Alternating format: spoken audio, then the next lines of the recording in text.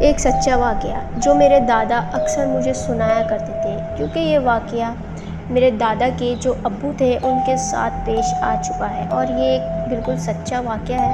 تو چلیے آج میں آپ کو اس ویڈیو میں یہ واقعہ بتاتی ہوں اور سناتی ہوں۔ سن 1951 کا دور تھا۔ دریائے سندھ کے ساتھ ایک علاقہ تھا جہاں میرے آباء و اجداد رہا کرتے تھے، اب بھی رہتے ہیں، پر بہت سارے رشتہ دار میرے شہروں میں آ گئے ہیں۔ میرے دادا نے ایک واقعہ سنایا کہ اس وقت ہم سب ایک ساتھ رہتے تھے، کوئی فرق نہیں تھا۔ تو ایک امام صاحب نے ہم سب کو کہا کہ کیوں نہ مسجد بنائی جائے، سب الگ الگ نماز ادا کرتے ہیں تو کیوں نہ ساتھ نماز ادا کریں۔ تو دادا کے ابو نے کہا کیوں نہیں، سب نے مل کے ایک مسجد بنائی، پھر جس کا نام مسجد بلال کے نام سے رکھا گیا۔ مسجد کا نام مسجد بلال کے نام سے رکھا گیا۔ پھر کچھ سال بعد سیلاب آ گیا تو مسجد کی دیواروں کو خاصا نقصان ہوا۔ لکڑیوں سے تو بنی ہوئی دیواریں تھیں وہ تو جو بہت زیادہ پانی آنے کی وجہ سے بہت زیادہ نقصان ہوا اور مسجد شہید ہو گئی۔ لیکن امام مسجد پھر بھی وہی نماز ادا کرتا تھا، اذان دیتا تھا اور رات تک عبادت کرتا تھا۔ ایک دن عشاء کی اذان کی آواز ہی نہیں آئی۔ لوگوں نے جا کے دیکھا، امام مسجد میں تھا ہی نہیں۔ آپ کو بتاتا چلوں، مسجد کے پاس ہی ایک ایسا گھر نما بنا ہوا تھا جو بہت ڈراؤنا تھا۔ وہاں کوئی نہیں جانتا تھا کہ کیا ہے کیا نہیں، پر لوگ کہتے تھے کہ کبھی کبھی آوازیں آتی تھیں، پر اندر نہیں جاتے تھے۔ امام مسجد کے غائب ہونے کے بعد سب کو اس گھر نما بنے ایک کھنڈر میں جا کے دیکھنے کا سوجا۔ دادا کے ابو بھی ساتھ تھے، پر دادا گھر ہی تھے۔ اندر جا کے دیکھا، اتنا ڈراؤنا تھا کہ دل دہل جائے اور بہت بدبو تھی۔ آہستہ آہستہ سب اندر جانے لگے۔ جب کچھ اندر گئے تو رونے کی آواز آئی۔ سب بھاگ کے اندر گئے فوراً اور دیکھا وہ امام مسجد میں رو رہا تھا۔ ایک بندے نے دور سے ہی کھڑے ہو کر پوچھا، کیوں رو رہے ہو، یہاں کیا کر رہے ہو؟ تو اس نے بولنا چاہا کہ امام صاحب نے بولنا ہی چاہا تھا کہ ایک سایہ نمودار ہوا۔ سب نے مڑ کے پیچھے دیکھا تو ایک عورت نظر آئی۔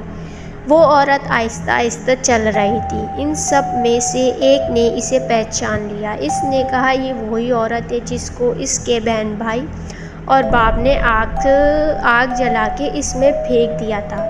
سب کے ہوش ہی اڑ گئے، پسینہ پسینہ ہو گئے۔ پھر امام کی مسجد دیکھا تو امام نہیں تھا، وہیں سے رونے کی آواز آ رہی تھی۔ اس وقت کے لوگ دلیر تھے، پر اتنے نہیں کہ جس کو آگ لگائی ہو وہ سامنے جا رہی ہو پھر بھی نہ ڈریں۔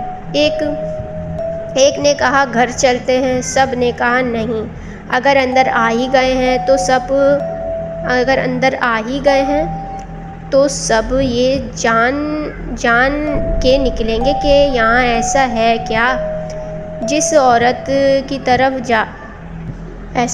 کیا جو یہ بہت خطرناک دکھتا ہے۔ تو وہ جس طرف عورت جا رہی تھی سب اس کی طرف چلنے لگے اور اچانک وہ عورت غائب ہو گئی۔ مغرب کا وقت تھا، سب کو نماز کو دیر ہو رہی تھی تو سب نکلے وہاں سے اور اسی مسجد کی طرف چلنے لگے۔ مسجد میں جا کے نماز پڑھ کے گھر چلے گئے۔ صبح جب سب اکٹھے ہوئے تو دادا کے ابو نے کہا کہ امام صاحب کے ساتھ یہ واقعہ پیش ہوا ہے، اب کیا کیا جائے؟ تو سب نے مل کے یہ فیصلہ کیا تھا کہ ہم سب وہاں اس کھنڈر میں جا کے سورہ یاسین کی تلاوت اونچی اونچی آواز میں کریں گے۔ سب کام ختم کر کے وہ چلنے لگے اس کھنڈر کی طرف۔ اس میں جا کے سب نے قرآن پاک کھول لیا اور چادر بچھا کے اونچی اونچی آواز میں تلاوت کرنے لگے۔ زور زور سے ہوائیں چلنے لگیں اور اس پہ جو کچھ بھی تھا جس سے چھت بنی ہوئی تھی وہ ان پر گرنے لگی۔ میرے دادا کے ابو کے بازو پہ ایک بڑی لکڑی لکڑ کا ٹکڑا لگا جس سے ان کا بازو ٹوٹ گیا۔ جب ان کا بازو ٹوٹا سب کے ہوش اڑ گئے تو سب نے کہا کہ ہم کو واپس جانا چاہیے، پر ایک آدمی نے کہا کہ ہم سورہ یاسین پڑھ رہے ہیں، ہم کو کچھ نہیں ہوگا، یہ بس قدرتی گرا ہے۔ تو سب پھر سے تیار ہو گئے۔ دادا کے ابو کے بازو کو کس کے باندھ دیا گیا۔ اتنا شور تھا، اتنا کہ جیسے کوئی گرج ہوا بادل زوروں سے گرج رہا ہو۔ پھر اچانک خاموشی ہو گئی، یہی لگ بھگ 30 منٹ کے بعد، جیسے کچھ ہوا ہی نہ ہو۔ یہاں پہ ایک ایسا لگا۔ پھر سب نے اپنے اپنے قرآن پاک کو اپنے سینے سے لگا کے وہاں سے نکلنے لگے۔ جب وہاں سے نکلے ہی تھے